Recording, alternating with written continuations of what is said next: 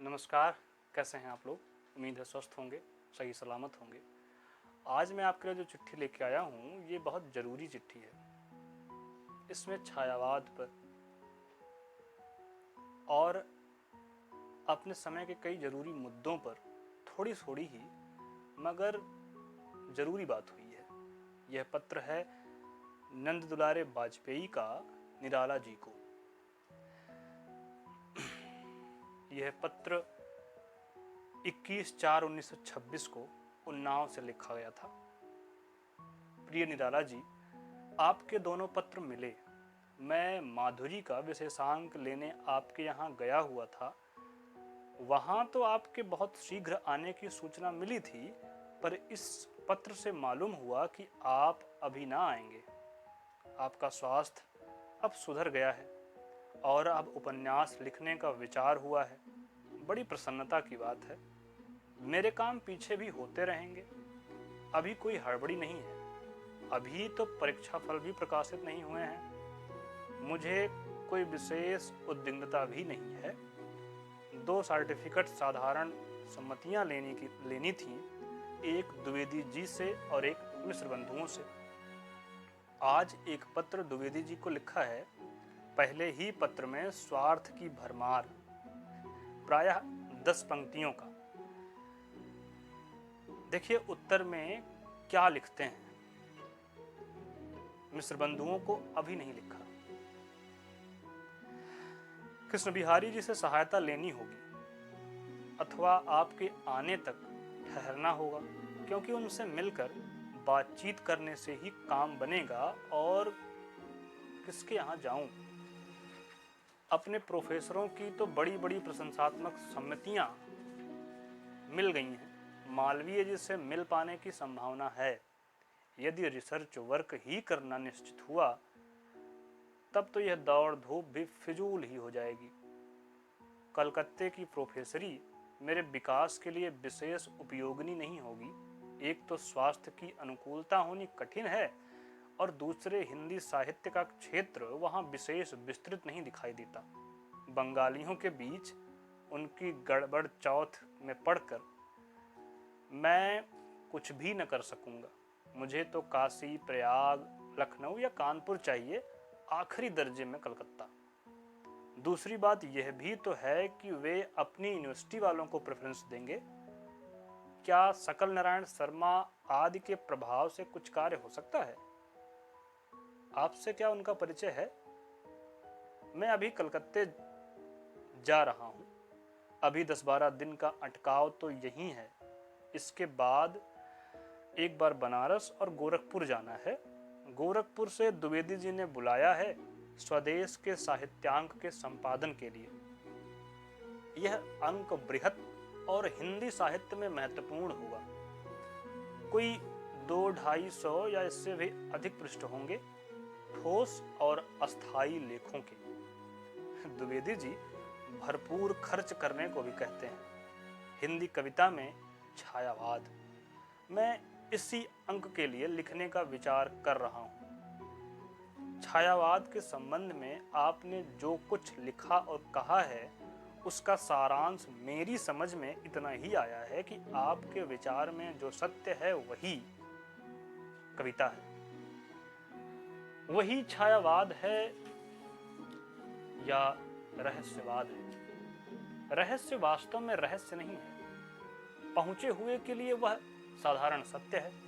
इसी रहस्य के ना समझने के कारण, सत्य की तात्विक व्याख्या ना करने के कारण कहीं कहीं टैगोर भी भ्रामक बतलाए गए हैं। और इसी कारण जोशी बंधु और गंगा प्रसाद उपाध्याय आदि सच्ची अनुभूति के अभाव में विपथगामी हो गए हैं। मेरे ये कुछ प्रश्न हैं, इनका उत्तर लिख भेजिएगा। पहला प्रश्न है, जब साधारण सत्य ही कविता है तब कविता के सत्य और असत्य के आधार पर 2 ही विभाग हो सकेंगे?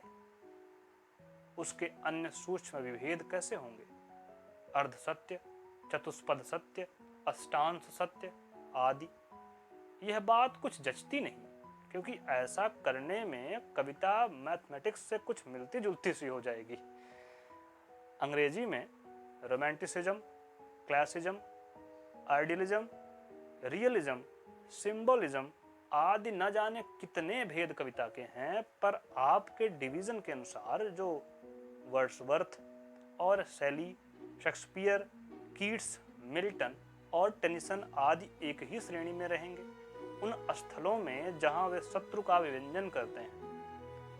आजकल समालोचकों का झुकाव क्लियर कट क्लासिफिकेशन की ओर है, किंतु आपकी व्याख्या में इसकी गुंजाइश मुझे कम मालूम पड़ती है। नैया बिच नदिया डूबी जाए में कबीर ने एक महान सत्य कह डाला है। यह सत्य क्या वही नहीं है जिसकी व्यंजना कबीर के पूर्व, बहुत पूर्व हो चुकी थी? कबीर की मौलिकता क्या है? एक प्रश्न और है, उसमें काव्य की रसात्मकता कहाँ है? प्रसाद का कितना प्रभाव है? पहेली की तो है, क्या यही बात कवित्वपूर्ण ढंग से सबके समझने के लिए नहीं कही जा सकती थी? चौथा प्रश्न, साधारण शत्रु को दर्शन है, मेरे विचार में कविता नहीं। आप क्या दोनों की अभिन्नता स्वीकार करते हैं? अंग्रेजी कवियों में ब्राउनिंग सबसे बड़ा दार्शनिक था, पर वह सबसे बड़ा कवि नहीं माना जाता। क्यों?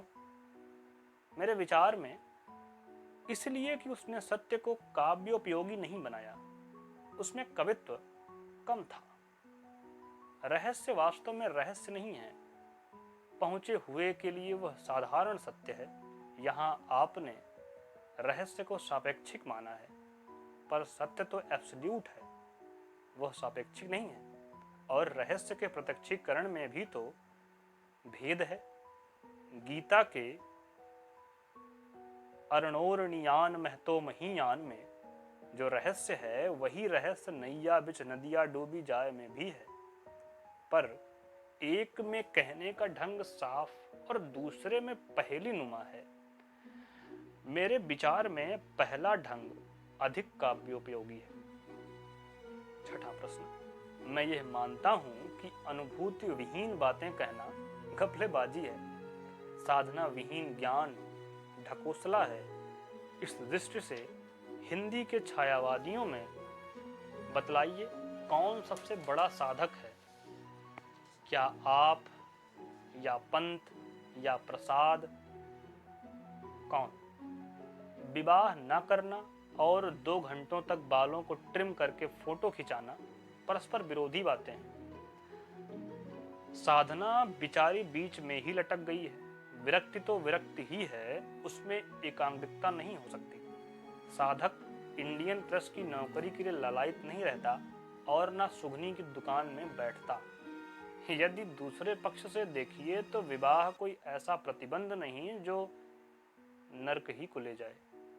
साधना की कल्पना उसकी उपस्थिति में भी की जा सकती है।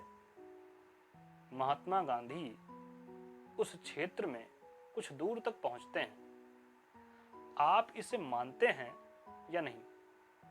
जोशी बंधु या गंगा प्रसाद कोरे पुस्तक कीट हैं, पर तत्वज्ञानी और साधक भी तो कम ही हैं। अब हिंदी में मध्यकालीन भक्त कवियों की सी सच्ची अनुभूति का साहित्य कहाँ सृजित होता है?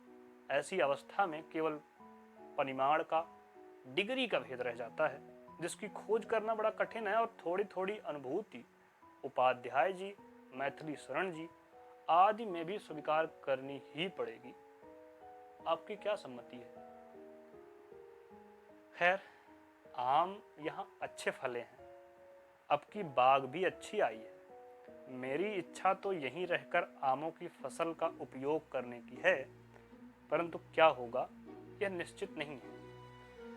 पंडित रघुनंदन शर्मा परसों यहाँ यानी मेरे यहाँ आने वाले हैं, 3-4 दिन रहेंगे। आनंद मोहन जी 2-3 दिनों से कानपुर में हैं।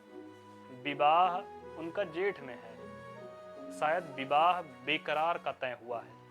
यहाँ लाइब्रेरी का काम ज्यों-त्यों चलता है। शर्मा जी से 1-आध दिन व्याख्यान दिलाने का विचार कर रहा हूँ। कुछ चंदा भी एकत्र करना होगा। पत्र पत्रिकाओं का कार्य पूरा हो रहा है। आपने वीणा, सरोज, त्यागभूमि, मनोरमा आदि का जो प्रबंध किया था वह सब 4-6 महीने से बंद है। पुस्तकें भी थोड़े ही हैं, उतनी नहीं कि लाइब्रेरी को वाचनालय के अतिरिक्त और कुछ कहा जाए। आप पत्रिकाओं को लिख दें तो अच्छा हो। पढ़ने की ओर लोगों का उत्साह तो धीरे धीरे ही होगा। मतवाला, प्रताप आदि पत्र आते हैं और लोग उन्हें पढ़ते भी हैं।